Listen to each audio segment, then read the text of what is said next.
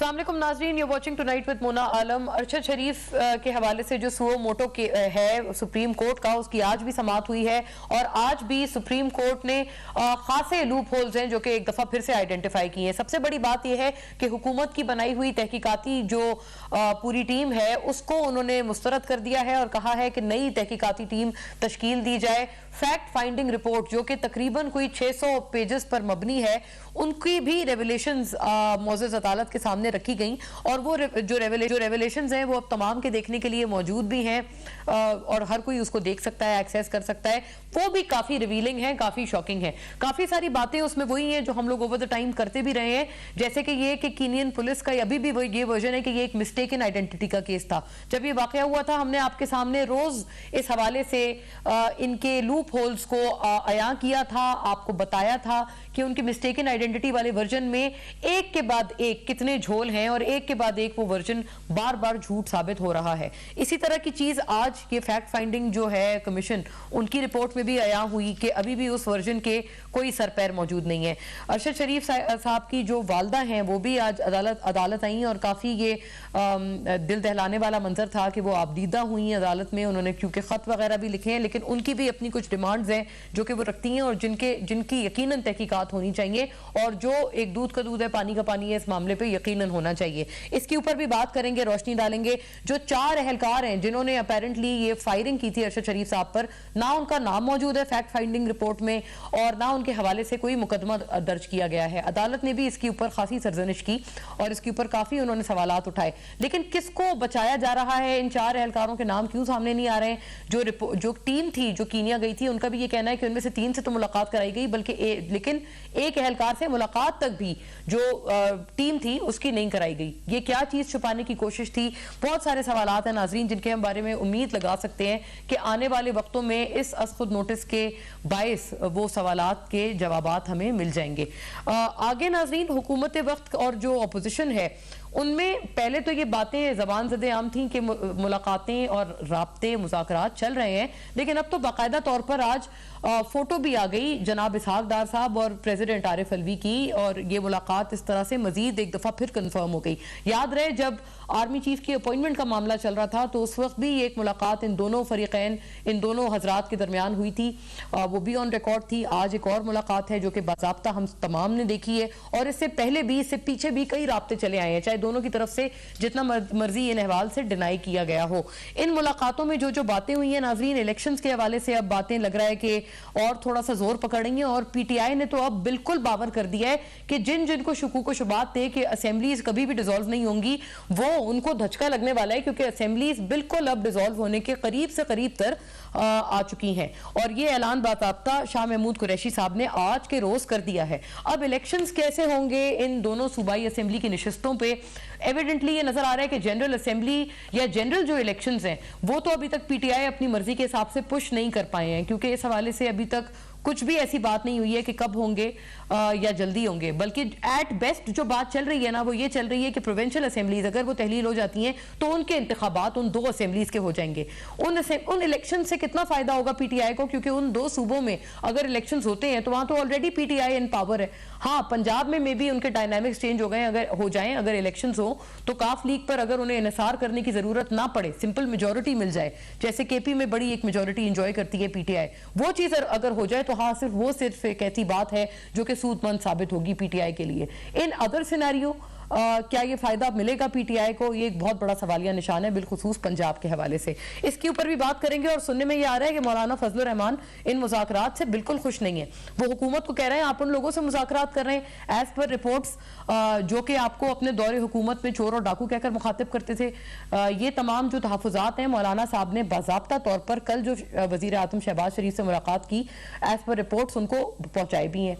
अब वो इसके ऊपर कितना सोच विचार करेंगे, मौलाना साहब के तहफ़्फ़ुज़ात में कितना वजन होगा, ये आने वाला वक्त बताएगा। तमाम मामले पर बात करेंगे, but after a break stay with अस।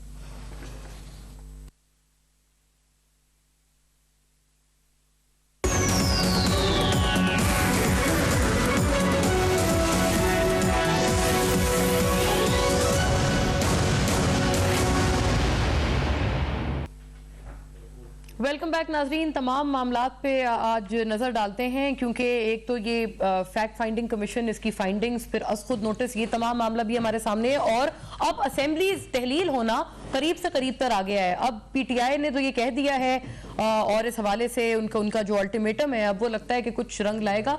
तो हुकूमत की तरफ से अब क्या तैयारी है और इसके ऊपर क्या सिर्फ प्रोविंशियल असेंबली में जो है इंतखाबात वहीं होंगे जो 2 असेंबली जिनका कहा जा रहा है। तमाम मामले पर बात करने के लिए नाजरीन वासिक कयूम अब्बासी मुझे ज्वाइन कर रहे हैं, deputy speaker Punjab assembly, Pakistan Tehreek Insaf की नुमाइंदगी करते हुए। बहुत शुक्रिया आपका वासिक साहब, thank you for gracing the show.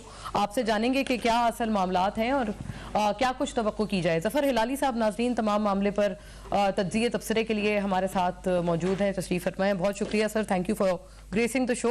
और डॉक्टर तारिक फजल चौधरी स्टूडियोज में हमारे साथ हमारे हमरा मौजूद हैं। मैं शॉर्टली उनकी तरफ बाकायदा तौर पर जाऊंगी और आपसे तारुफ भी कराऊंगी। वेलकम टू तारिक फजल साहब। तारिक फजल साहब अपना माइक वगैरह लगा रहे हैं, मैं उनकी तरफ आती हूँ ताकि वो फिर अपनी बात उसी तरह से आगे रखें। लेकिन वासिक कयूम अब्बासी साहब, मैं पहले अगर आपसे बात का आगाज कर पाऊँ, ये बताइएगा, बल्कि तारिक साहब से, इफ मैं विद योर कंसेंट में तारिक साहब से पहले बात कर लूं। वेलकम सर डॉक्टर साहब, जज़ाकल्लाह फॉर ग्रेसिंग द शो। बहुत बहुत शुक्रिया, thank you for gracing the show. लेकिन आपसे ना बड़ा ज़रूरी सवाल इसलिए है, पहले मैंने कहा वासिक साहब से तो हम करेंगे, लेकिन अभी ये ताज़ा गर्मा गर्म बयान आया है शाह महमूद कुरैशी साहब का। आप लोग मजाक उड़ाते थे कि असेंबलीज कोई तहलील नहीं होंगी, खान साहब के सारे जो वादे जो पिछले भी वफा नहीं हुए अब भी नहीं होंगे। क्या कहा है शाह महमूद साहब ने, वो मैं दिखाना चाहूंगी और फिर तारिक साहब उस पर तबसरा फरमाएं।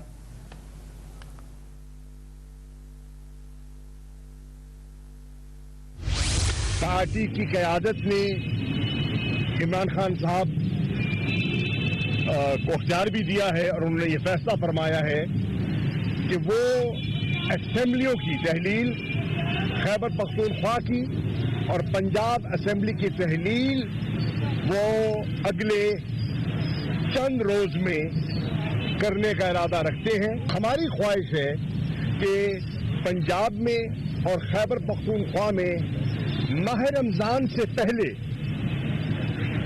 इलेक्शन का प्रोसेस मुकम्मल हो चुका हो और हुकूमतें मार्ज़े वजूद में आ चुकी हों। जी चौधरी साहब, the government needs to pull up their socks, कुछ रोज रह गए बस। बिस्मिल्लाहिर्रहमानिर्रहीम। देखिए, आपने ये कहा कि इमरान खान साहब के इस बयान का असमिया तहलील करने का मजाक उड़ाते हैं। मजाक उड़ाने की बात नहीं है। इमरान खान साहब के जब से पिछले 5-10 साल की सियासत उनकी देखें और बिलखुसूस 2014 के धरने के बाद जो मंजर आम पे वो एक यानी रिएक्शनरी पॉलिटिक्स और इस तरह के बयानात के हवाले से वो मशहूर हुए, उसमें मुतअद्दिद बयानात पे उन्होंने यू टर्न लिए। वो तो एक तारीख का हिस्सा है, वो हम नहीं कह रहे ना, वो मजाक उड़ाने वाली बात है। उसके तो बहुत सारे तज्जिए भी आते हैं, प्रोग्राम भी आते हैं, वो एक अलग बात है। ये जो बात है असम्बलियाँ तहलील करने की, ये बात और इसके बाद इस पर इलेक्शन कैसे होने और क्या होना है, ये खालिसतन एक टेक्निकल बात है। टेक्निकल बात इस लिहाज से मैं कह रहा हूँ कि पंजाब में अब वज़ीर आला है चौधरी परवेज़ इलाही साहब, सही हो गया। बेशक उन्हें पाकिस्तान तहरीक इंसाफ की सपोर्ट हासिल है, लेकिन आप चौधरी परवेज़ इलाही साहब का भी बयान चलाएं जो कल उन्होंने कहा कि अगले 4 महीने में कुछ नहीं होने वाला, इमरान खान साहब की सेहत भी इजाजत नहीं देती और फलां। अब असेंबली की तहलील का इख्तियार इमरान खान साहब के पास नहीं है, वो चौधरी परवेज़ इलाही साहब के पास है। नहीं सर, वो कहते हैं मैं लिख के दे चुका हूँ खान साहब को, खान साहब जब बोलेंगे 1 मिनट भी नहीं लगेगा। मुतज़ाद बयान आता है ना, ये जो 4 महीने वाला बयान है कि 4 महीने अगले जो है मार्च तक वो ऐसा कोई चीज नहीं होने वाली, उन्हीं के बयान है। मैं अपनी बात तो नहीं कर रहा। लिहाजा किस बात और किस बयान के ऊपर यकीन किया जाए, शाह महमूद कुरैशी साहब की ये बात मानी जाए या परवेज़ इलाही साहब की वो बात मानी जाए कि अगले 4 महीने कुछ नहीं होगा, एक बात। दूसरी बात ये, अगर ये वाली मान लें, फिर अगर ये वाली मान लेते हैं और असेंबली तहलील करते हैं तो उसके बाद उन दोनों सूबों में इलेक्शन हो जाएंगे, बस खत्म होगी बात। हमें कोई फर्क नहीं पड़ता, बिल्कुल हो जाए। और ये होता है और ये कई दफा हुआ है कि असेंबलियों के इलेक्शन अलग हुए हैं, कौमी असेंबली के इलेक्शन अलग। लेकिन जैसे आज भी डार साहब मिले हैं प्रेसिडेंट से और आई थिंक वो उनको यही आमादा करने की कोशिश कर रहे हैं, जो हमारे पास इत्तलात हैं कि असेंबली ना तोड़ें। इस वक्त मईशत पहले ही बिल्कुल अपने पे आ गई है। बात ये है कि सियासत अगर सिर्फ इसलिए की जाए कि हम समझते हैं कि ये असेंबलियां टूटेंगी, हम बहुत जल्दी इक़्तिदार में आएंगे, दोबारा प्राइम मिनिस्टर बनेंगे, फलां बनेंगे, तो फिर ये सूरत हाल है जो आपके सामने है। लेकिन अगर आप ये चाहते हैं कि सियासत रियासत के लिए की जाए, रियासत की बेहतरी के लिए की जाए, तो फिर वो इक़दाम उठाए जाते हैं जिससे पता चले कि मुल्क में कोई बेहतरी आ सकती है, कोई बेहतरी की नवीद आ सकती है डार साहब की मीटिंग की आपने बात की, तो ये तो हर प्रोग्राम में मैंने कहा है कि मुज़ाकरात के दरवाजे कम से कम हमारी तरफ से कभी भी बंद नहीं हुए। पाकिस्तान मुस्लिम लीग नून हो, हमारी इत्तेहादी गवर्नमेंट हो, हमारे साथ शामिल जमातें हो, इस बात से कोई भी इनकारी नहीं अच्छा, है। हमने सुना है मौलाना साहब खुश नहीं है, वो कहते हैं आप क्यों मुज़ाकरात कर रहे हैं इनके साथ, ये तो हमें चोट। आप मौलाना कहते हैं साहब उन्होंने भी प्राइम मिनिस्टर एक को कहा है। डेमोक्रेटिक पार्टी के सरबराह है, पीपल्स पार्टी जो है वो भी एक डेमोक्रेटिक पार्टी है, और मुल्क की PTI नहीं है बेहतरी के लेकिन। लिए नहीं, पीटीआई को खैर उन्होंने मुज़ाकरात की बात की थी, मैंने इस हवाले से कहा था मुज़ाकरात की सबसे ज्यादा आपको पता है कि मुखालफत पाकिस्तान तहरीक इंसाफ करती रही। हाँ, हम तो माज़ी बात ही में, नहीं जब वो करेंगे, हम तो गवर्नमेंट में बैठेंगे थे। नहीं, हम तो फलां नहीं करेंगे। हमने कभी ऐसी कोई मुतकब्बिराना और गैर जमहूरी बात नहीं की। मैं ऐसे गैर जमहूरी बात समझता हूँ। नहीं, लेकिन सर कि अभी अगर जो आप वो कह रहे हैं मौजू कि- क्या है, हाँ। मिसाल दे रहा हूँ, मौजू क्या है जी कि अगर आपने पार्लियामान से मुताल्लिक बात करनी है तो साफ और शफाफ इलेक्शन के इनेकाद के लिए मुज़ाकरात करें। मैं मिसाल दे रहा हूँ, या मुज़ाकरात हो जी कि मुल्क में बेहतरी या मईशत में बेहतरी कैसे लाई जा सकती है। इस मुज़ाकरात से कौन सी ऐसी पार्टी इनकार कर सकती है जिसे इस वतन से, इसकी ग्रोथ से, इसकी बेहतरी सही से हो गया। लेकिन तारिक साहब अभी देखे ना, खान हमने साहब कभी ने इनकार खुद नहीं कहा किया। है, अब तो कहा है ना कि हम करेंगे, उनको किसी ने कहा है कि मुज़ाकरात करें? ये तो मैं नहीं कह सकता कि उन्हें किसी ने कहा है या नहीं, लेकिन बहरहाल उनका वो जो अंदाज था कि हम किसी से बात करने के लिए तैयार नहीं है, वो सियासी नहीं था, वो मुतकब्बराना बयान है। और सियासत में इस तरह की खुद पसंदी, इस तरह की नापसंदी जो है वो निजाम के लिए खतरनाक साबित होती है। सही हो गया, ठीक है। लेकिन ये कि आप कह रहे हैं, लेकिन अगर मुज़ाकरात होते हैं, हाँ हो तो रहे, ओपन माइंडेड आगे बढ़ने के लिए, और जैसे कि अभी आप देखें अब अर्ली इलेक्शंस की बात है, इसके ऊपर बहुत ज्यादा अर्ली इलेक्शंस, बात यह है कि आज से 22-23 दिनों के बाद इंशाल्लाह 2023 शुरू हो जाएगा। ऐसे ही है। ठीक है जी जी। और इलेक्शन 2023 में ही होने हैं। हाँ, जून, बस जुलाई, महीनों का अगस्त, फर्क है। वैसे सितंबर। सच्ची बात है कि ये तो चंद उसमें महीनों रह की क्या बहस जाता है। है? ठीक है, उसमें लड़ाई किस पीटीआई बात भी की कह रहे है? हैं कि मार्च कह रहे हैं ना, आप कह रहे हैं अक्टूबर। मार्च और अक्टूबर में चंद माह का कितना फर्क है? 6 माह का फर्क होगा ज्यादा से ज्यादा। बिल्कुल ऐसे ही है। वासिक साहब, आपकी असेंबली जिसके आप डिप्टी स्पीकर हैं, ये अब तहलील अगर हो भी जाए, मैंने इब्तिदाई में अर्ज किया था, केपी और पंजाब, यहां तो ऑलरेडी आपकी गवर्नमेंट है, आपको फायदा कहां होगा? नंबर 1, पंजाब में गालिबन आपको फायदा हो सकता है कि अगर आप इतनी मेजोरिटी से जीत जाएं सीटें कि आपको काफ लीग के अरकान की जरूरत ही ना पड़े, तो आप बिल्कुल एक इजी मेजोरिटी से गवर्नमेंट बना लें जैसे आपने केपी में बनाई हुई है। इससे ज्यादा तो कोई और फायदा नहीं होगा ना? नहीं, देखें, फायदा सबसे इंपॉर्टेंट बात यह है कि आपको क्या लगता है कि हम लोग कोई खुशी के साथ कह रहे हैं कि भाई सब असम्बलियां तोड़ दें, मुल्क पूरे में अनारकी पैदा हो जाए, और आपका इलेक्शन कमीशन जो पहले ही जिसके ऊपर तनकीद और हर रोज तनकीद करते रहे पाकिस्तान की सबसे बड़ी पार्टी, कि खुदारा इलेक्शन कमीशन को बाइस नहीं होना चाहिए, ये मुल्क का इदारा है, इसका स्टेट क्राफ्ट है, ये इसको संभालना चाहिए और अपने आप को अनबाइस तरीके से चलाना चाहिए। मुझे आप ये बताएं कि इसके ऊपर पैसे खर्च होंगे, ये सारा प्रोसेस हम क्यों करना चाहते हैं? हम ये बताना चाहते हैं कि खुदारा जिस फार्मूले के लिए आप लोग पीडीएम की 13 जमातों को पाकिस्तान के लिए लेके आए थे कि हम इसकी आपकी मुआशी इस्तेकाम लेके आएंगे, क्या मुआशी इस्तेकाम है बताएं आप मुझे। अब ये मुआशी इस्तेकाम है कि आपका जो डॉलर है वो आपका डॉलर कॉस्मेटिक वे में आपने रोका हुआ, मार्केट के अंदर 255 से कम का नहीं मिल रहा और इंटर बैंक में 235 रुपए। क्या ये आप स्टेट के साथ खिलवाड़ नहीं है? ये क्या है मुझे बताएं। रिजर्व्स बता दें क्या है आपके, ये भी बता दें। फिर आप मुझे एफडीआई बता दें कितनी है, आप मुझे जीडीपी बता दें किधर जाए। तो ये 2 असेंबलीज डिसॉल्व होने से ठीक हो जाएगा वासिक साहब? रिजर्व्स भी बढ़ जाएंगे, डॉलर भी नीचे आ जाएगा, आई मीन रुपये नीचे आ जाएगा as compare to the dollar, सब ठीक हो जाएगा।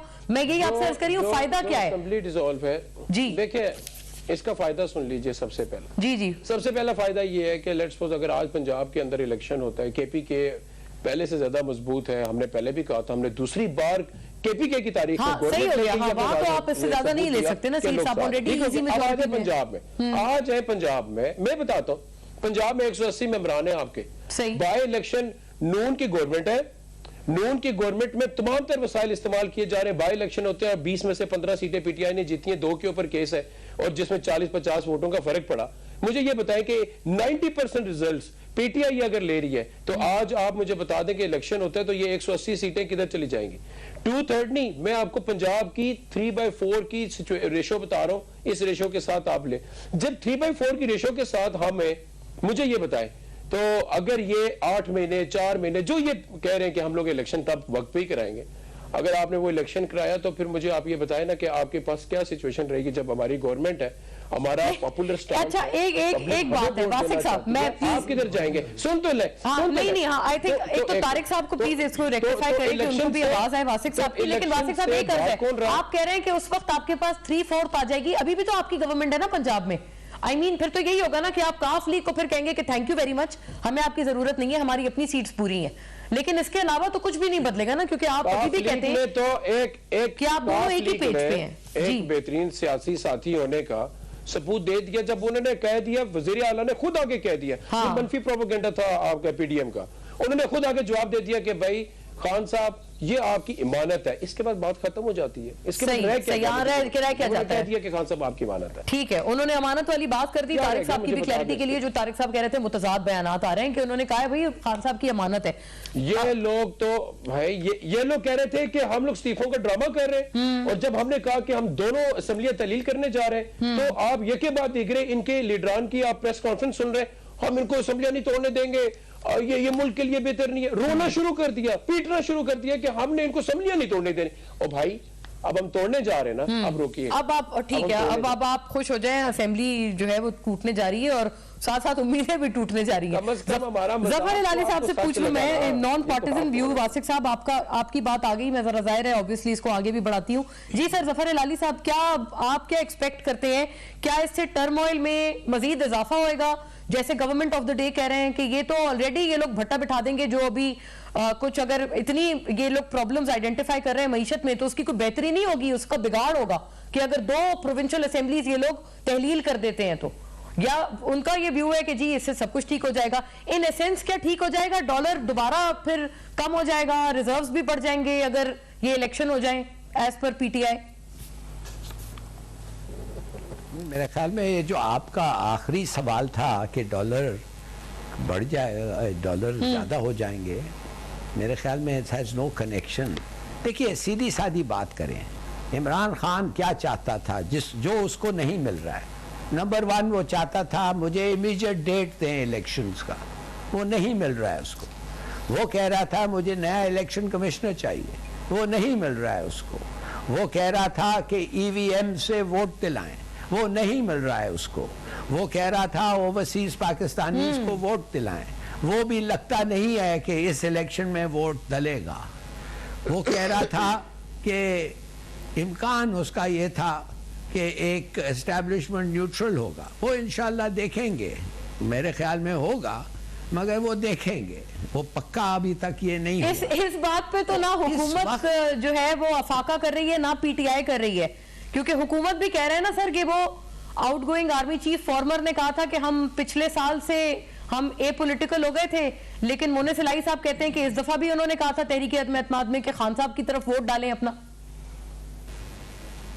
देखिए 70 साल से एस्टैब्लिशमेंट न्यूट्रल नहीं रहा है, तो क्या समझती हैं आप? ठहर के देखेंगे कि ये 70 साल तबादला आ गया है कि नहीं। तो मैं आपसे ये पूछना चाहता हूं, तो इमरान खान को अगर ये 4 चीजें जो हैं वो नहीं मिल रहे हैं, तो क्यों नहीं मिल रहे हैं? पूछा है ना उसने, इनकार कर दिया है। तो मेरा ख्याल है कि एग्रीमेंट, और मैं 2 दिन पहले ये कहा हूं, मैं समझता हूं इनमें एग्रीमेंट आ गई है। हाँ, मेरा एग्रीमेंट ये है कि मार्च तक कोई डिसोल्यूशन नहीं होगा, मार्च में होगा, इंटरम गवर्नमेंट आएगी और अगस्त अक्टूबर में इलेक्शंस हो जाएंगे। तो मार्च में फिर ये लोग तो चले जाएंगे ना, I mean the present government will go home. जाहिर है फिर तो इंटरम आ जाएंगे, फिर वो अगले 6-7 माह तक रहेंगे, अक्टूबर तक। मेरा ख्याल है कुछ 6-7 5-6 माह, यस। तो देखिए अब बात असल ये है कि अगर ये इस किस्म का कोई एग्रीमेंट होगा, अगस्त से तो होना ही है इलेक्शन, अल्टीमेटली तो होना है, सही है। और मार्च के पहले हमें इंडिकेशन मिल गया है कि डिसोल्यूशंस नहीं होंगे। कल अच्छा, तो फिर तो ये शाह महमूद साहब का ये बयान हमें सीरियस ना लें, जो अभी उन्होंने आज कहा है कि चंद दिन बाद होने वाली है असेंबली डिसॉल्व। चंद दिन बाद, अभी शुरू में हमने प्ले किया है बाद। आपने उनको कोई डेट दिया है आपको? कब से हम सुन रहे हैं अभी होने वाला है चंद दिन। फिर तो ये सही बात साबित होगी ना, जो मुतजाद बयानात की बात डॉक्टर तारिक फजल कर रहे थे पहले, तो वो तो सही हो गई। अभी वासिक साहब ये तो फिर ठंडा ठंडा पानी फेर दिया फिर दोबारा उम्मीदों पर। और let the time to decide it. No कोई बात नहीं, हम तैयार हैं। जी जी सर। बात सुनिए, ये जो मीटिंग्स हुई हैं इस्हाक डार की और प्रेसिडेंट अलवी, कितने मीटिंग्स हुई हैं? 4 ऐसे ही है, 4 आई थिंक 4 या 5। हाँ हाँ, तो ये बस ये 4 मीटिंग्स में क्या रिजॉल्व हुआ है? एक तो पब्लिक स्टेटमेंट्स भी नहीं निकल बिल्कुल रहे ऐसे ही थे है इससे जी। पहले। तो मैं आपको बताना चाहता हूं कि काफी सारा अग्रीमेंट हो गया है। अच्छा, और सर इस अग्रीमेंट में ईवीएम वगैरह भी शामिल है, वो भी मिल गई है इनको, जो आपने शुरू में बात फरमाई। और हमारे बीबी, आप थोड़ा सा खत्म तो करने दे एक थॉट प्रोसेस ना। और हमारे लोगों का और हमारे क्रेडिटर्स जो हैं वो खुश हैं, एक के आर्मी चीफ पे यूनिटी था सब पार्टीज का, वो खुश है कि एक एग्रीमेंट हो गया है रिगार्डिंग चेंज। तो ये खुशी की खबर है, हल्के खुश है। ठीक है, ऐसे ही है कि एग्रीमेंट हो गया है। तारिक साहब, ये आपने हम लोगों को बेचारे शो करते हैं, आप लोग रोज बयान देते हैं, कभी पीटीआई वाले कभी आप लोग, हम खुश हो जाते हैं बड़े एक्साइटेड कि अब जी कुछ होने वाला है। असल में आप दोनों की आपस में रजामंदी है और आप दोनों, हम तमाम मीडिया वालों को मिल के आप लोगों ने क्या कहेंगे उल्लू बनाया हुआ है। देखिए, पहले तो ये कि मैं ना वासिफ साहब की ना हिलाली साहब की बात नहीं सुन सका, कोई टेक्निकल फॉल्ट है जिसकी वजह से मैं आप सुन नहीं पा रहे। अच्छा, उनकी किसी बात को मैं रिस्पॉन्ड नहीं कर सकता क्या दो ऑनरेबल पार्टिसिपेंट्स ने कहा है। लेकिन जो आपने मेरे से सवाल किया है उसका जवाब मैं आपको ये दूंगा जी कि बिल्कुल भी ऐसी कोई बात नहीं है। जो गवर्नमेंट की पॉलिसी है, जो हमारे कोalition पार्टनर्स के मुशावरत से बनती है या बनी है, वही बात हम मीडिया पे करते हैं, उसी को लेकर चलते हैं। ना तो कोई कंफ्यूजिंग बयान है और ना ऐसा है कि हम आपको कुछ और बता रहे हैं और बिहाइंड द डोर कुछ और चीज़ चल रही है, बिल्कुल भी ऐसा नहीं है। हम पहले दिन से ये बात कह रहे हैं कि इस असेंबली की एक आइनी मुद्दत है, अवाम को जो रिलीफ मिलना चाहिए था ना वो इमरान खान साहब दे सकें, और जो वोट ऑफ नो कॉन्फिडेंस के बाद हमारी गवर्नमेंट बनी और उन्हीं इत्तेहादियों की मदद से बनी जिन इत्तेहादियों की मदद से इमरान खान साहब की गवर्नमेंट थी। दुरुस्त। लिहाजा वो भी एक कॉन्स्टिट्यूशनल गवर्नमेंट उस हवाले से थी और हमारी भी ज़ाहिर है उसी तरीके से। लेकिन आपने भी वो रिलीफ ना दिया, मतलब इन मैं उसी बात की तरफ आ रहा हूं। नहीं, मैं वाज़ेह अल्फाज में बिल्कुल कि उस वोट ऑफ नो कॉन्फिडेंस के बाद अवाम को बड़ी तवक्को थी कि इमरान खान साहब के 4 साल दौर में जो कीमतें बढ़ गई, जो मुल्क में एक हिजानी कैफियत मुब्तला हुई, मैशत नीचे गई, तो हमारी गवर्नमेंट के आने के बाद वो फौरन ऐसे टेक ऑफ बिल्कुल यही उम्मीद थी, जहाज टेक ऑफ करता है। हाँ। लेकिन चूंकि हालात जो हैं वो बहुत ज्यादा खराब थे मैशत के, तो उसमें टाइम लग रहा है। और आपको इतराज आने के बाद हुआ टाइम लग रहा है। खराब थे डॉलर नहीं, कुछ तो पता भी था, कुछ पता भी अभी डार साहब ने क्या कहा है कि अंदाजा था, लेकिन उससे ज्यादा खराब थे जितना हम सोच रहे थे। जब प्रैक्टिकली आप कमांड संभाली आपने, डॉलर को उसकी कीमत को कंट्रोल करने में थोड़ा वक्त दरकार है, लग रहा है। तो अब ये कि अगले इलेक्शन से पहले हमारा मौक़िफ़ ये है और हमारी पॉलिसी ये है कि अवाम को एक उम्मीद दें, हालात बेहतर हों, मैशत पे लोगों का कॉन्फिडेंस आए। हाँ। पूरी दुनिया जो है वो आपके माशी हालात पे कॉन्फिडेंस दे।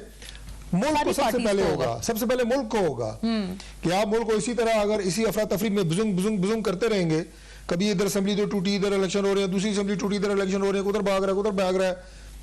जैसे वो मुर्गियां नहीं होती, एक टोकरे के नीचे उनको ढकना बड़ा मुश्किल होता है। मैं जो जरा एक रूरल बैकग्राउंड से जमींदार आदमी हूँ, तो मिसाल आपको दी है, उधर भागी। तो पूरी दुनिया जो है वो आपको अगर इस तमाशे में मुब्तला देखेगी तो वो क्या आपके साथ कॉन्फिडेंस क्या होगा, रवैया क्या होगा, बर्ताव क्या होगा आदमी मालियाती इदारों का और फलाम। तो मैं आखिर में कंक्लूड इसे कर रहा हूँ। इसलिए हम ये चाह रहे हैं कि जब तक इस असेंबली की आईनी मुद्दत है, हालात सुधारे जाएं, पाकिस्तान की आवाम का एतमाद मैशत पे हो, मैशत बढ़े, लोगों को उम्मीद नजर आए कि मुल्क हमारा बेहतरी की तरफ जा रहा है। वो उम्मीद इंशाल्लाह बनेगी और दिलाएंगे इंशाल्लाह कि मार्च तक आप लोग ये असेंबलीज डिसॉल्व नहीं करेंगे, पीटीआई वाले भी नहीं करेंगे, राइट? उन्होंने उनकी अभी ये बात गालिबन आप सुन नहीं पाए। उन्होंने कहा कि ये सारी बातें, ये जो मुज़ाकरात चल रहे हैं ना, जो इसहाक डार साहब प्रेसिडेंट के साथ कर रहे हैं, उसमें तय हो गई है कि मार्च तक ये कुछ भी ये लोग नहीं करेंगे और मार्च में इंटरिम लोग आएंगे, इंटरिम वाले जो है वो अक्टूबर तक रहेंगे और फिर इलेक्शंस होंगे। देखिए, मैं हिलाली साहब की बात, उनके पास क्या सोर्सेज हैं या रिसोर्सेज हैं इस खबर के, ये तो मुझे नहीं पता, लेकिन मेरे इल्म में ऐसी कोई बात अच्छा, नहीं है। आपके इल्म में ऐसे नहीं इस तरह की, क्योंकि अगर ऐसा हुआ ना तो आपकी बात जो आपने कहा ना कि एक तो मुद्दत पूरी करेंगे वो तो नहीं मैं कह रहा हूँ होगा। मेरे इल्म में नहीं है। हाँ। दूसरी बात यह है कि हमारी जाहिर है आपस में जो हमारे सीनियर्स हैं, काबीना के मेंबरान हैं, कुलीग्स हैं, दोस्त हैं, पुराने साथी हैं सारे, तो आपस में जरूर हम बात कर लेते होते हैं। जो चीजें हाँ। मीडिया पे नहीं की जाती वो भी आपस में हम कर लेते होते हैं। ठीक है जी, जैसे कहते हैं जनाब ये पर्सनल टॉक है और फलाना। मैं आपको यकीन से कहता हूँ कि ऐसी कोई बात हमारे सर्कल्स में आपस में भी नहीं हुई है। आपस में भी नहीं हुई है। चलिए, ये बात फिर तो मैं खत्म हो गई आपको, ये ना। बात मैं आपको उसकी तौसीक कर सकता हूँ। जी जी, फिर तो रद्द हो गई ना कि हाँ ऐसी कोई नहीं आपकी। लेकिन हिलाली साहब के अपने सोर्सेज हैं, मैं उसको बारे में कुछ कमेंट ना ही करूँ अच्छा है। हाँ, आई अंडरस्टैंड बिल्कुल, लेकिन आपने कहा कि नॉट टू योर इन्फॉर्मेशन। वासिक साहब उन्होंने आपके बारे में भी यही बात की थी, उन्होंने कहा था आप भी कोई नहीं डिसॉल्व करेंगे मार्च तक, और ये जो शाह महमूद साहब कह रहे हैं कि चंद रोज, तो फिर ये बात तो नहीं लग रही इससे। एक तो इसके ऊपर जवाब फरमा दें, और दूसरा जो अपोजिशन के एक बात कर रहे हैं ना आपके हवाले से, आई मीन गवर्नमेंट आपके बारे में मुज़ाकरात, वैसे तो ये सवाल तारिक साहब से भी बनता है, मैं पूछूंगी उनसे भी कि मौलाना साहब सुनने में आ रहा है कि आपसे बिल्कुल मुज़ाकरात के हक में नहीं है, और उन्होंने इस हवाले से एक तरह की तनकीद की है कि आप मुज़ाकरात क्या बात कर, सुनिएगा क्या कहा है उन्होंने, और वो गालिबन यही बात अपनों को भी कह रहे हैं मौलाना साहब जो इस वक्त वाकईतन मुज़ाकरात कर रहे हैं पीटीआई से। अपोजिशन हमें कह रही है कि हमसे मुज़ाकरात करो, वरना क्या, फिर 16 दिसंबर के बाद सोचेंगे। तो 16 दिसंबर आपके अपने जनरल न्याजी का तारीख दिन है। जी, जनरल न्याजी के तारीख दिन पर आप ये बातें क्यों कर रहे हैं वासिक साहब? और उन्होंने कहा है कि आप अपोजिशन, आप ज़ाहिर उन्हीं से इंस्पायर्ड हैं और वही आपकी इंस्पिरेशन है। मैं तो मौलाना साहब के ऊपर गुफ्तगू करने से पहले हर प्रोग्राम में जब भी मौका मिलता है सबसे पहले कंडेम करता हूँ कि मौलाना साहब ने जो गुफ्तगू की ख्वातीन के हवाले से, और हर रोज एवरी डे मैं यहीं से बात शुरू करता हूँ कि उनको पहले अपने तलफ़ुज़ पे, अपने अल्फाज पे और गुफ्तगू पे हमेशा उनको ख्याल रखना चाहिए। उनके ऊपर एक दीनी जिम्मेदारी भी है, उसको हमेशा सामने रखना चाहिए। अब आगे बात सियासी बात, मौलाना साहब का सर्वाइवल किस बात पे है कि वो पूरा दिन इस पीडीएम को गठा करते रहे, कमरे में जोड़ते रहे, किसी पॉइंट पे कन्वर्ज करा के चलाते रहे, क्योंकि उनको पता है कि पीडीएम कोई सिंध से कुछ सीटें ले लेगा। ये अगर कुछ खैर मुस्लिम लीग नून के तो मेरे ख्याल में जो उनके पास कोई जवाब था वोट लेने का कि गवर्नमेंट से बाहर थे, अब वो भी खत्म हो गया, लोग इनको वोट देने पे राजी नहीं है, ये इलेक्शन रिजल्ट्स बताते हैं। मेरी कोई क्या असर आई, लेकिन वो बदल भी सकते हैं वासिक साहब, अब तो नवाज शरीफ साहब भी वापस आने वाले हैं, इलेक्टोरल रिजल्ट्स वैसे नहीं रहेंगे उनके वापस आने से, देखिए जैसे आप लोग पिछले का हवाला दे रहे हैं। आप नवाज शरीफ के वापस आने की भी बात कर रही है ना, हमारा पॉइंट ऑफ व्यू क्या है, हम किससे बात करें आप मुझे बताएं। ओपोजिशन क्यों बात करे, मतलब बात उनसे बात करें कि जो मुल्क से भाग गए, उनसे बात करें कि जिनकी आधे से ज्यादा कैबिनेट आपकी नामजद है, और आज गवर्नमेंट में आती 1100 अरब अपना माफ करा लिया, किससे बात करें भाई? नहीं सर, और अगर हमारा नैरेटिव कमजोर है, या तो आप ना सुन ले, आप तो कर रहे हैं, एक मिनट, अगर हमारा नैरेटिव कमजोर है तो फिर हमें वोट ही ना मिलता, और अगर इनका नैरेटिव ठीक है कि इन्होंने हमेशा ठीक की है, तो फिर क्यों इलेक्शन से भाग रहे हैं? हम क्या कह रहे हैं, हम अपने स्टांस से एक कदम भी पीछे नहीं है। हमारा स्टांस क्या है कि मुआशी बदहाली तभी हल होगी जब आपका सियासी इस्तेकाम मुल्क में आएगा। सियासी इस्तेकाम के लिए जो बुरान पैदा किया था, आपने वो मिसाल नहीं सुनी वासिक साहब जो अभी तारिक साहब कह रहे थे इलेक्शन कराएंगे पाकिस्तान कि जैसे मुर्गियां नहीं एक उसमें बंद होती हैं और कोई इधर भाग रही है उधर भाग रही है, कहां से आएगा मुआशी इस्तेकाम? एक के बाद एक असेंबली टूट रही है, फिर बन रही है। इन हालात में मुआशी इस्तेकाम नहीं, मुआशी तनज़ुली आ सकती है। मुझे ब्रेक का मिसाल आ रहा है, पाकिस्तान में आप आज इलेक्शन करवाएं जी, जिस गवर्नमेंट की लेजिटिमेसी चैलेंज हुई हुई है, आप इलेक्शन करवाएं, आप 6 माह के अंदर देखें पाकिस्तान की डायरेक्शन कैसे सेट होती है। अच्छा, 6 माह के अंदर सेट होगी। इमरान खान की गवर्नमेंट थी, कोरोना में बड़े एस्टैब्लिश्ड जो कंट्रीज है जिनकी इकोनॉमी बड़ी स्ट्रॉन्ग इकोनॉमी थी, 6 माह तक भी चलने के लिए हमारे पास इतना कुछ हो कि हम 6 माह तक चल पाए, वैसे इस बात की भी गारंटी कहीं से लेनी पड़ेगी। आफ्टर अ ब्रेक जरा इसकी शुक्र है आपने मेरी बात को इंडोर्स किया। वापस आती हूँ वासिक साहब, फिर इस पे आप जरूर पूरी कीजिएगा बात।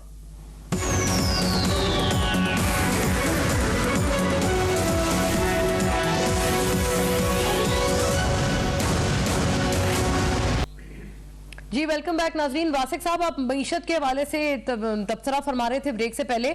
आयशा गौस पाशा जो स्टेट मिनिस्टर हैं फाइनेंस की, उनका जरा बयान हम चलाते हैं, क्योंकि वो आप ही की बातों की तरदीद कर रहे हैं, जो आप लोग मईशत के हवाले से जो रेड फ्लैग्स इतने दिन से दिखा रहे हैं ना आवाम को कि बिल्कुल सब कुछ खत्म हो गया है, उसके हवाले से उन्होंने आपकी बातों की बड़ी जोर से एक तरदीद की है। ये सुनिएगा।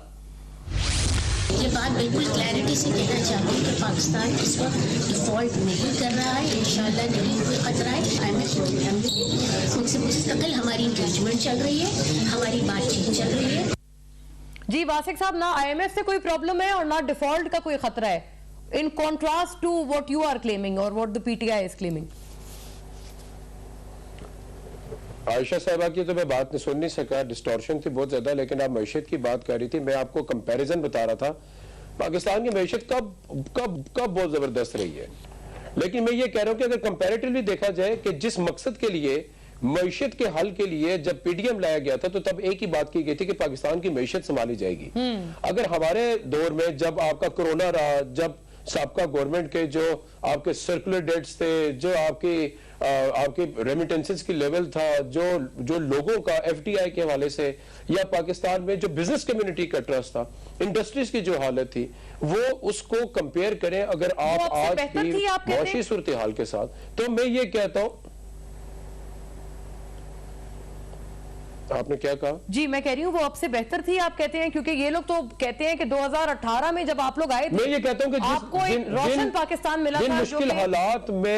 जिन मुश्किल हालात में हमने मैशत को संभाला और चलाया और एक ट्रैक दिया, उस हालत को आज मजीद तबाह और बर्बाद करने के अंदर अगर किसी का हाथ है तो वो सिर्फ और सिर्फ आपका PDM है। हम अगर जो GDP है, कोई भी मुल्क अपनी मैशत को GDP के तनासुब के साथ ही गुफ्तगू करता है ना। आप मुझे ये बता दें कि कोरोना में दुनिया में सराहा गया पाकिस्तान की खिदमात को, कि कोरोना जैसे हालात में भी पाकिस्तान ने अपनी मैशत को चलाया, लोगों को संभाला, और इतनी अच्छी मैशत न होने के बावजूद अगर हमने अपने लोगों को फाके कशी पे मजबूर नहीं किया, तो आज क्या हो रहा है? इवन किसान से शुरू कर ले, उसकी इनपुट कॉस्ट देखें किधर पहुंच गई है। सही हो गया, तो क्या कमाएगा, क्या लगाएगा, क्या करेगा? तो ये कह रहे हैं ना, तारिक साहब ने भी कहा है शुरू में ही कि वो चीज नहीं थी जो उन्होंने एक एक्सपेक्टेशन थी अवाम की कि बिल्कुल टेक ऑफ करेगा जहाज की तरह, वो नहीं हुआ। लेकिन आप जो करने जा रहे हैं ना, उससे भी नहीं होगा। That is the point that we are trying to make. मैं हैरान हूं कि बरसर इक्तदार जमात कैसे कह सकती है कि हम जिम्मेदार नहीं है। नहीं, हाँ, ये मैं वैसे पूछती हूँ इनसे, आप लोगों ने ऐसे कैसे कह दिया बरसर इक़्तिदार होते हुए कि आप जिम्मेदार। मुझे ये फार्मूला बता दें बस, मैं बाकी बातें चलो समझ लूंगा। ये बात मेरी समझ में नहीं आती कि क्या याद हुकूमत के रहने के बाद आपके हमने क्या किया। जी ये वही फार्मूला है वासिक साहब, जो भी आता है ना वो पिछले वालों पे कहता है कि ये मईशत तो हम लोग वहां से इनहेरिट करके आए हैं, उनका कसूर है, हमारा नहीं है। यही अभी भी हो रहा है, ये पहले आपके दौर में भी यही हुआ था। जफर इलाली साहब, ये जो मईशत की बहस है, इसमें क्या बेहतरी आएगी? एक तो इसके बारे में गौर फरमा दें, और दूसरा आज सिकंदर सुल्तान राजा ने एक बहुत बड़ा क्लेम है इमरान खान साहब का, जो कि उन्होंने रिजेक्ट किया है, और उन्होंने कहा है कि वो जो कहते थे ईवी हवाले से, सुनिएगा फिर इस पे आप अपनी बात फरमाएं। आपको बताना चाह रहा हूं कि इलेक्शन कमीशन पे बहुत तनकीद होती है EVM के हवाले से और ओवरसीज वोटिंग के हवाले से। जी ये बेसिकली इसके बाद इन्होंने बिल्कुल अगले जुमले में ये बात की थी कि ये बिल्कुल तनकीद गलत है, और वो चैलेंज करते हैं जो तनकीद करते थे, यानी कि his references to Imran Khan साहब, जो तनकीद करके कहते थे कि जी नवाज शरीफ और जरदारी के कहने पर ये लोग EVMs को लागू नहीं कर रहे और एक्सपेट्रिएट्स को वोटिंग राइट्स नहीं मिल रहे। देखिए बीबी, मैं कमीशन के बारे में आपका आवाज ठीक नहीं आ रहा था, मगर ये जो बीबी पाशा ने, बेगम पाशा ने जो कहा है, उसके बारे में मैं चंद सवाल पूछता हूं, तो आप बता दें ये कैसे हो सकता है जो वो कह रही हैं। आयशा और बात तो ये है कि स्टेट मिनिस्टर फॉर फाइनेंस, जी प्लीज गो अहेड। जी हाँ, पहले उनको कहें कि आपने वादा किया था कि जनरल GST टैक्स रेज करके 600 बिलियन रुपया आप करेंगे, आज तक आपने किया नहीं है। वादा आपने किया है, इस प्रोग्राम स्टॉल क्यों हुआ है? ये इसीलिए हुआ है कि आप अपने वादे पूरे नहीं कर रहे हैं। दूसरी बात, आपने कहा था कि GDP to tax to GDP ratio 9 से 11% होना चाहिए, वो भी आपने फुलफिल नहीं किया है। इस वक्त $5 मिलियन के जहाज खड़े हुए हैं बाहर, हल्दी लहसुन पता नहीं क्या क्या लेके, उनके लिए डॉलर नहीं है। इस वक्त $4 बिलियन चीन के, $3 बिलियन सऊदी अरेबिया का, $1 बिलियन UAE का आपके बैंक जो कि हम में इस्तेमाल नहीं कर है, मगर सकते, जो कि आप सिर्फ उसको गारंटी है। जी, इस्तेमाल correct, नहीं जी। कर सकते। हाँ जी सर, यस गो अहेड। तो आप मुझे ये जो $8 बिलियन है इसको तो हाँ, आप छू सही, नहीं सकते सही। हैं ना। तो आपके पास 5 मिलियन नहीं है, क्या बात कर रही हैं? वो किस किस्म की एश्योरेंस दे रही हैं? हमें बताएं कि ये क्लियरेंसेस कब मिल रहे हैं लोगों को, इसलिए कि एवरेज अभी 37% प्राइस इंक्रीज हो रहा है रूरल एरिया। अच्छा सर, जस्ट वन सेंटेंस, एक बात फरमा दें कि मैं इसको क्योंकि कनेक्ट कर रही हूँ आपके पिछले वाले बयान से, आपके पिछले स्टेटमेंट से, जब आपने कहा कि मार्च में इंटरिम आ रहे हैं और इंटरिम जो है वो फिर अक्टूबर तक रहेंगे। क्या इस सेटअप में अगर ऐसा किया जाए तो क्या ये मईशत के मामलात इससे हल हो जाएंगे? आज अगर अनाउंस कर दें जो भी एग्रीमेंट हो, देखिए मैं नहीं कहता क्या एग्रीमेंट, मैं कहता हूं जो भी एग्रीमेंट हो, इलेक्शन का, interim government, election date, interim government, बस उसके बाद मतलब ये है कि everybody is on the same page. आप सब में इत्तेफाक है, यूनिटी है कि डिसोल्यूशन कब होगा अच्छा, और आप अभी भी इलेक्शन कब अपनी उसी होंगे। बात पे उसी तरह से आप कायम हैं कि इसके ऊपर ऑलरेडी कंसेंसस हो चुका है कि डिसोल्यूशन कब होगा, और अगर ये जल्दी अनाउंस कर देंगे तो इससे की अनसर्टेनिटी भी दूर हो जाएगी जो मुआशी तौर पर है। Is that correct? बेहतर हो जाएगी। तारिक साहब, ये $8 बिलियन हमारे पास जो है हम छू नहीं सकते, ये फैक्ट्स हैं। जो आपके पोर्ट के ऊपर सामान पड़ा है जिसके लिए कमर्शियल बैंक्स ने कह दिया है 5 मिलियन भी नहीं है उनके पास, एलसीज नहीं खुल रही, वो भी आपने एक फोर्स्ड एक तरह से आपने इंपोर्ट्स के ऊपर कर्टेलमेंट लगाई हुई है। ये मामला तो है ना। देखिए, अभी जो इससे पहले आपने गुफ्तगू की, अभी मुझे थोड़ा आवाज़ आना शुरू हुई है जी। वासिफ साहब ने कहा जी कि ये कैसे कह सकते हैं गवर्नमेंट में और हम इन हालात के जिम्मेदार नहीं हैं। हमें गवर्नमेंट में आए वो 7-8 महीने हुए हैं, तो 7-8 महीनों के हम जिम्मेदार हैं ना। वो जिम्मेदारी मैंने ली है, यही मैं कह रही हूँ। हाँ, राय फरार तो नहीं हम इख्तियार करने फिर तो वाले। मैंने सही कहा कि आपने पिछले वालों पे डाला है और पिछले वालों ने आप पे लेकिन जो आपकी 4 साल की कारकर्दगी है इमरान खान साहब के दौर की, उसके जिम्मेदार तो आप हैं। और उस वक्त डॉलर कहाँ से कहाँ गया, दौर में कुछ खराब नहीं उसका हुआ। डॉलर उस वक्त डॉलर कहाँ से कहाँ गया, मुआशी हालात क्या रहे, मुल्क में महंगाई की क्या सूरत हाल रही, बिजली गैस के बिल कहाँ गए, ये पूरी कौम को पता है। गो के आप चूंकि आप गवर्नमेंट में नहीं है तो अब ज्यादा हमें फेस करना पड़ रहा है, लेकिन उसकी शुरुआत तो आपके दौर से हुई। आपने तो अब अगर आपको ये अच्छा नहीं लगता, मैं मिसाल दे रहा हूँ कि जी अपने 8 महीने के दौर के अंदर हम अगर ये कहते हैं कि इन हालात की जो असल खराबी की वजह है वो आपका 4 साल दौर है, तो आप तो 4 साल हमें पिछले दौर को मुर्द इल्जाम ठहराते रहे। बिल्कुल 4 साल मैं आपको यकीन से कहता हूँ कि अभी चूंकि टाइम तो कम है खैर गवर्नमेंट का, हमारी इस कोalition गवर्नमेंट का, लेकिन अगर हमारे पास 5 साल होते तो हम एक साल के बाद कभी ये ना कहते जनाब कि पिछले जिम्मेदार हैं। आप तो 4 साल ये कहते रहे हैं कि पिछले जिम्मेदार है। नहीं तो सर आपको भी तो कहते हैं ना, आपने इनको खुद हटाया, वरना ये सारा इल्जाम इनके ऊपर आ रहा था। अब मलबा भी इनपे आ रहा था, वो आप पे आ रहे हैं। एक मेरी बात ये है कि ये मेरी बात सुनो, ये एक मिनट में मुकम्मल कर लूं। ये मुकम्मल करने वासिफ साहब मैं आती हूं, आई कम बैक जी। मुआशी हालात की बात की है, इसमें कोई शक नहीं है, मैंने तो खुद एडमिट की है कि मुआशी हालात जिस तेजी से बेहतर होने चाहिए, जो लोगों की तवक्कुआ थी, let's say it that way, कि जितनी जल्दी हालात पे काबू पा लिया जाएगा, डॉलर कंट्रोल हो जाएगा, जी जी वो नहीं हो रही। लेकिन जिस सिमत में हुकूमत जा रही है, मुल्क इंशाल्लाह ताला डेफिनेटली टेक ऑफ करेगा। अगले इलेक्शन से पहले कौम को उम्मीद भी देंगे, रास्ता भी कोई टाइम होगा ना, क्योंकि अगला इलेक्शन तो सर अक्टूबर कह रहे हैं ना, अक्टूबर तक ये इसी हालत में रहेंगे। इसी हालत में नहीं रहेगा, मैं कह रहा हूँ जब बेहतरी आनी शुरू होगी 2, 4, 6 महीने के अंदर आपको पता लग जाएगा। ओके, मतलब मैं सही आपको बता रहा हूँ कि ऊपर से सारी बात इंशाल्लाह ताला कहते हैं कि चीजें बेहतर होगी तो मुझे बता दो सारी चीजें ऑब्वियस होंगी, पता होगी। और दूसरी बात ये कि जो बात है वो कह रहे हैं कौन सी तारीख कौन सा महीना होगा। मैं आता हूँ वासिफ साहब, जो आपने कहा ना कि कोविड और फला वक्त में हम बहुत अच्छा हमने परफॉर्म किया, उस वक्त जो अपोजिशन थी उसने बड़ी जिम्मेदारी के साथ हर मौके पे गवर्नमेंट का साथ दिया। उस मौके पे ना तो हम जुलूस निकाल रहे थे, ना हम सड़कें बंद कर रहे थे, कोविड के मौके पे, हर मौके पे जब पाकिस्तान को मुश्किल दरपेश हुई पाकिस्तान तहरीक इंसाफ के दौरे हुकूमत में। नहीं सर, वो कहते थे आप कोविड चल रहा था, आप लोग उस वक्त गैदरिंग कर रहे थे। कोई गैदरिंग नहीं की हमने, ना इस्लामाबाद में चढ़ाई की, ना हमने लॉन्ग मार्चेस किए, ना हमने ये कहा कि पाकिस्तान को बंद कर देंगे। जब से ये गवर्नमेंट आई है, मुझे आप ये बताएं कि अपोजिशन का रवैया क्या है।